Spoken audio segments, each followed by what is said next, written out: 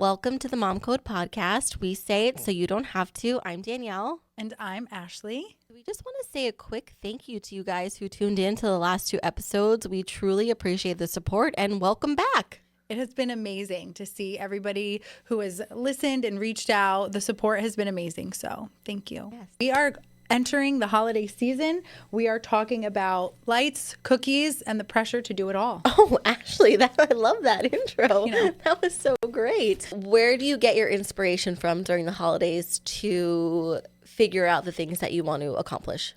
I just try to think of what made me happy as a kid, and I try to do that for our family. Like growing up, it was just a more simple time. Mm-hmm. There wasn't social media. There wasn't all of this like seeing other people's homes and how they're decorated and how people are decorating their tree and things like that. So like baking cookies and going around to look at lights. I think that's such a simple way to bring holiday joy. It's really important for us to do for our families. I love that. And I think that's where I get my inspiration from, because I just remember the feeling as a kid and being like, oh, the season is here, like decorating together.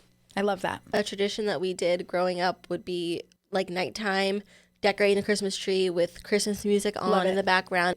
That I still do that tradition with the girls. That's how we decorated the tree over the weekend. I love that. It's the best. Mm-hmm. And that's what they remember, and they enjoy that so much. Feeling like the spirit in your home and just the happiness and the joy and the excitement and things like that. But with that comes a lot of like comparison. Absolutely. And I think that's what we're going to really focus on today, and how as moms we tend to compare ourselves to what other people are doing or what we're seeing. Yep. And it sometimes leads to feeling inferior. I'm here to say you do what's best for you. Yeah. And do what's best for your kids and your family. Absolutely. You know, comparing will steal your own joy. And you never know, people could be comparing to you. Do you know what I'm saying? Yes. Like you never know what other people are thinking or doing. You need to just do what is best for you and your family, and don't compare at all, because then it's going to be impossible to meet whatever standards you're trying to meet. You're so right. I notice I do that with the elves. I'm like, oh my gosh, your elf was so intricate and mine is just like hopping around the house. Mm-hmm. Today it was in a marshmallow bubble bath. Which is adorable, and I'm sure they got a kick out of it. They did. It was like very exciting for them, but I see other people and I'm like, that is so extravagant. Why can't I think of that? I know. No. Think about their joy. And like they're so excited. I remember last year, the highlight of the elf was I took a pair of underwear and I taped it to the fridge and I put the elf in the underwear. Stop. That's and hilarious. It was hilarious. Out of like 25 days, that was the one. Whose underwear did you use? I used Carmela's underwear. That's so funny. And I might steal that from you. Yeah, it was adorable. And they got such a kick out of it. And that's the one they talked about, you know, the whole time. But you can go down a rabbit hole. You can order these kits of like intricate things to do with your elf every day. But they don't know. They know what goes on in their home, and that's what's the most important. You're right. I was looking at the kits online, and I'm like, $50. I'm like, we could go do an experience for that. I'd rather not just waste it on. Yeah. That's another thing I thought about this Christmas and this holiday season was, instead of doing a lot of things from other people that end up like, you know, sometimes when Santa brings toys, that's what, you know, that's what's on their list. That's what they want. But from like relatives, I asked for experiences this year. That's a great gift idea. Play places, the zoo, the Sesame thing at American Dream. We love. You've gone? Yes. It's great? I love it. It's small and it's so cute, but there's so much for them to do in little different rooms. There's like Hooper store that they can go grocery shopping in. There's a little craft room. Yeah. A character comes out every hour. Oh, that's so cute. So like experiences like that to me is going to mean more. Yeah. So that's what we're doing. Like for my nephews, I told my sister-in-law, I was like, let's do an experience gift so that the kids can do something together. I love that idea. So that's what we're doing this year, which I think is really great. Yes. We usually, if we know we're going to Disney, we'll just ask for Disney gift cards for the Love girls that. Because that'll either cover all their snacks or like a gift that they want to get, or we'll put it towards the tickets, whichever. 100%. We usually do that. That's great. But we do that too. We you? do that too. Yeah. For birthdays, we did like everybody give a Disney gift card. And before the dining plan came back, we used gift cards to pay for all of our meals for our vacation. Yeah. It's a smart idea. It is. The money gets spent. Regardless. Well, yeah, of course. Yeah. I love Disney. Me too. When are you going back? Well, I used my bounce back offer to book another trip so right now it's for next August, but I kind of want to play with the dates, and I would love to see Disney with the girls during the holidays. I've done it during the holidays. I've done Mickey's Very Merry Christmas Party with the snow on Main Street. It's magical. So I would love to do that. We did it one year for Christmas. I was in high school, and we went to like the hibachi place for dinner one night. Nice. And we adopted like this random cast member that was there. His family wasn't able to be with him for Christmas. Oh my gosh. He was the nicest guy. He basically gave us like a VIP tour without paying for a VIP tour. He was incredible. Oh my gosh. And his name was John Smith. No joke. No joke. That's amazing. We're like, you need to show us your license. There's no way your name gosh. is John Smith and you work at And it Disney. was? It was. That's amazing. Yep. That's amazing. We took a picture with him and we're like, oh, this is our Christmas card this year. That's amazing. The comparison during the holidays is hard, especially as moms. I think we fall into that trap very, very easily, but don't. We're here to say it, so you don't have to. That's right. You make your own magic, and it's going to be the best for your family. You know your kids, you know your family, and that's what you have to do. Yes, and I can tell you right now, we are not the family that's doing like the matching pajamas. We are that. Oh, that's why we get along so well. The yin to my yang. We 100% do the matching pajamas. I'm dead. I don't judge you for it. I think it's beautiful. And I'm not judging you for not doing it. It's fine. But you're making your magic, and I'm making mine, and it just involves matching Christmas pajamas. Hilarious. The girls, I will say, one year the girls they matched each other, but it's not me and Johnny are not rolling it. Yep. You guys too? Well, we do. It's starting. Yes. So the girls wear matching PJs every night. Starting when? Every night. Like just in general. But now that it's Christmas. I forget that it's a podcast and people cannot see my face because of the jaw that is on the floor. It's true. In life, yeah. Every day. Night. Pretty much, yes. Wow. I just really love to match You're incredible. them. I try. You're an incredible mom. No, just because I have matching pajamas. Yeah, I mean, I really love to do that. But yes, but like the holiday ones, all of them, every night. We're like as November 1st. Wow. Yeah. The last trick-or-treater's done. It's like the tree is up and we are fully, because it goes so fast. I want to savor every, every second. No wonder you have after holiday blues. I do. They hit me hard. Yeah, no wonder. They hit me hard because we go, I fully commit to the holidays. But it's magical. It is magical. It is magical. Yes. And everybody does their holidays a different way. Yeah. And I love that. Ours is like we'll bake cookies on the weekends and things like that. It's a little more simple, I would say. I love that. Things that they will remember for sure. Exactly. And those are memories they're going to keep with them. I should have known. I know. And I've gotten several friends on the matching like holiday. And like now I will give matching PJs for gifts, like for siblings, like holiday PJs, 4th of July PJs. What? Yes. Oh, it like goes past through Christmas. The year. Oh, yeah. Okay. Anytime there's like some kind of holiday, I will buy a pajama for it. Wow. I love pajamas. My favorite pajamas, Hannah Anderson pajamas. I don't know them. Oh, is she an influencer? No. Oh, okay, it's a clothing, like a kid's clothing brand. Hannah Anderson. Hannah Anderson. If you want to, you're out there listening, you have the best pajamas. I have to check it out. Yeah. No. Great quality PJs. And then I always get the girls, this is a good tip, everybody out there who likes matching clothes, boys, girls, the day after Christmas on Hannah Anderson, the website goes on super sale. Whoa. So I buy this year's Christmas styles in sizes for next year. You are so at smart. Extremely discounted. Okay. And you get a couple and they have like beautiful holiday little dresses or outfits or PJs for the following year and you just hold on to them. Going back to holiday comparisons or just like life comparisons and things like that, our girls are at an age now, because they're in kindergarten, where they're aware of the things that their friends have. How are we navigating this holiday season with not having like the real Labubu's or like what are we doing for things like this? I know. And this is where I struggle big time because Carmela came home and said, Mommy, the girls in class have Lullabubu's on their backpack. Lullabubu's. And like down the shore, we were this summer and I didn't know what a Labubu was. Right. But then there was this purse in the window of a store down the shore and it was a Lafufu purse, not a real thing, but they wanted it so badly. So I got them the purses and now they're wearing them because like they're into it. I didn't want to give in, but I also, it's very hard.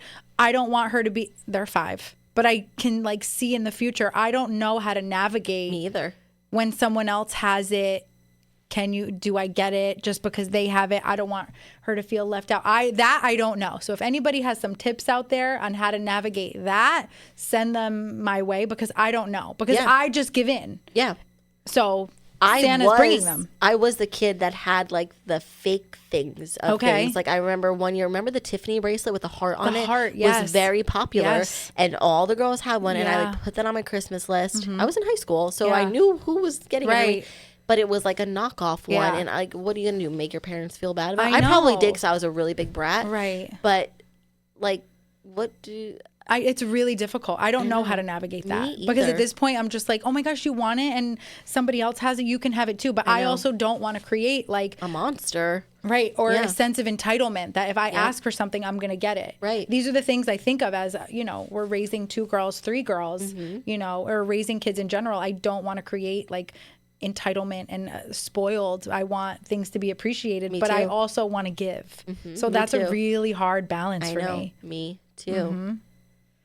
I don't know. I know, but I had this a version of the Tiffany's bracelet too. Yeah, I didn't have the Tiffany's one, but I had a version of it. I asked for that, and like I was a brat, because I asked for that and like the Louis Vuitton bag that was like the round one. Oh, because that was very popular. Yes, it back then was. too. I mean, I also went to a high school that was like in Bergen County. Everybody had those things. Right. Yeah. I wanted to like fit in. I know. I don't want my kid to be the one that doesn't fit in because of but it might not be in your budget. It's hard right, and thing that's to navigate. hard. And sometimes the kids don't understand that. Do you know what I mean? They don't understand that they see other people have it. Why can't they? So that's a really hard line. That's going to be something challenging for me. My husband keeps me very grounded, because I'm the one who wants to be like, let's get it if somebody else has it. Yeah, me too. But that's a hard thing for me. The jewelry at school is a big thing right now, like their little bead bracelets. Yes. Charlie's like, I want one to match so and so, and I'm like, okay, great.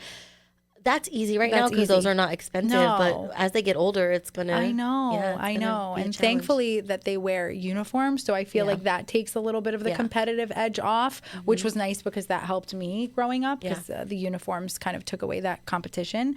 But it's really difficult when it comes to like accessories and backpacks and things they have, and I feel like they're noticing it younger and younger. Yeah, I agree. So that's really tough for me. That's one of the things that I have, like where we talked in the last episode, like balancing like kids and disciplining kids and other people's kids and situations like that. Like I just don't have the confidence yet for that. I don't know how to navigate this kind of situation when like I don't want to spoil. I know. That's really hard. I know. We're gonna have to circle back to that. Yeah, because that's hard. That's really hard. Or if you guys want to send us what you do, especially if you have older kids, we would love to know. Yes, truly. How do you do that? How do you handle when somebody has something and your kid comes home and says they want it too? Like especially for Christmas or a birthday, where like they should get those things, but sometimes things are like expensive or too much or too over the top. Or you've already like hit your Christmas budget, and now it's like an something else comes thing. on. Yeah. I know, because you don't want to disappoint them, but you also don't want to spoil. I know. That's tough. Please send your tricks. Us know. I would send love your to know. tricks. Yes. Another thing is, which like I'm guilty of it too. It's like the holiday highlight reel of making, your tree look perfect and the holiday cards and the matching PJs. And yes, I'm guilty of all of it, but I do it because I want to. I don't post it. I do it because I feel like that's what makes me happy. But behind the scenes, we're stressed out. We're shopping, the pressure of all the events for school and everything else, things like that. So it's like you really have to find your balance and not get lost on either side. Yeah. Not get lost on comparing what you see on social media or anywhere else, how people's house looks, things like that, what people are getting their kids for Christmas, or getting so bogged down in the gifts you need to buy or things like that, and just be in the moment, because the season passes too quick. Yes, and if you're losing the purpose of why you're doing it, if it's to like post it on social media and not because you want to make your kids happy, what are you doing? What are you doing? Then it's very selfish, I feel like. It's true. It's true. And there's always going to be things that you wish you could do after, I wish I got this, or I wish I did that. But what you're doing is enough. It is enough. And sometimes I need to remind myself of that. Like, I'm so guilty of it. All of it. The Christmas card, the PJs, and this and that. And I don't really do it for anyone else. I do it for us, because then every year we save our Christmas card and like we make a little book so we can look back at like how our family has grown over the years. But I want to preserve that magic as much as we can. But it's hard not to compare. because again, when we were growing up, we didn't have the social media. You know what I mean? Our moms didn't. They just did. Our parents did what was natural for them. They took it from their childhood or how things evolved for them. Now for us, it's a whole different ball game. There's so much out there. You see these influencer homes on Instagram with like 2 trees and beautiful and like these outdoor lights, and it's amazing. But you have to really think and be like, this isn't realistic. No, and you're also not, like, you're spending more unnecessary money for what? Right. Budgeting is hard for the holidays. Everything is getting so much more expensive. That's true. And, you know, the older our kids get, they're going to want like bigger quality things. And like, that's where I always feel like it's going to be hard for me going back to that, being like, where do I draw the line on what's too much, what's not enough? Where's the balance? Yeah. That's hard. Have you ever had like a holiday fail? Okay, so not from my kids, but I had one from when I was a kid that I feel like I ruined Christmas. Oh my gosh. I was young. Okay. And I was so sure that I got a Tamagotchi for Christmas. Oh my gosh, remember? So I grabbed the box and I'm like shaking it. I'm like, this is definitely a Tamagotchi. My parents were like, I am up and at 'em. When the girls get up for Christmas, I'm up. I want to see them open their gifts. I'm so excited, all my hard work. My parents were like the opposite. Right. Because we're Italian, so Christmas Eve, we were at my grandma's house until midnight. We had to stay until midnight. Then everyone says Merry Christmas to each other, and then we go home. Right.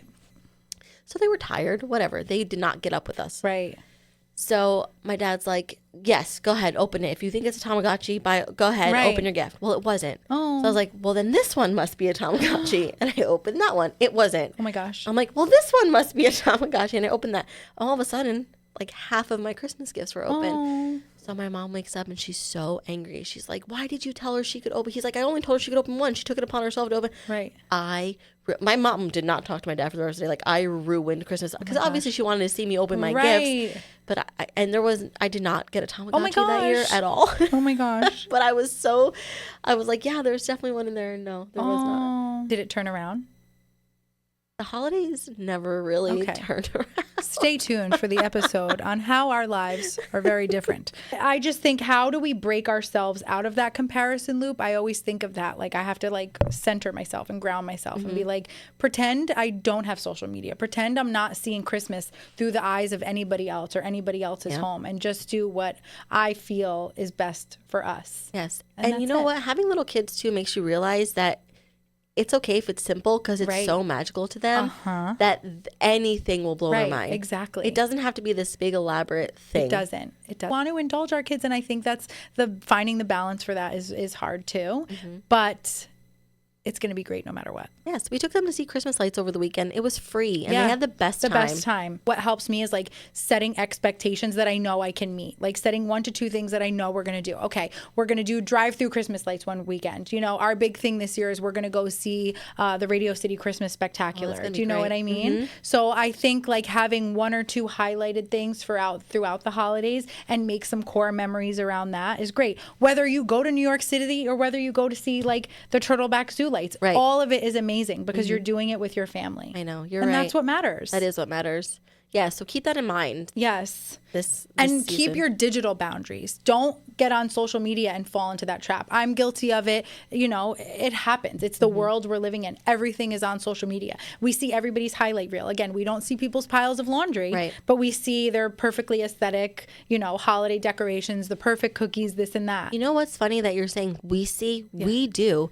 Our kids don't. They don't. So they have nothing to compare it to. Exactly. So anything that you do is enough. Yes. Just remember that. Yes. And then if you forget to move the elf, it didn't feel good. And it's okay. That's a good one. Right? If you forget to move the elf had a tummy ache and he needed to rest. And it's okay because they're going to believe you. I know. And it's okay. It's okay. We have to get out of the comparison trap. And I feel like I'm talking to myself when I do this because it's very hard to not compare because I want to do all the things. I know. And give my girls the best of everything. But us being present. I know. Is the best gift. Yes, I agree with that. My presence is your presence. Exactly.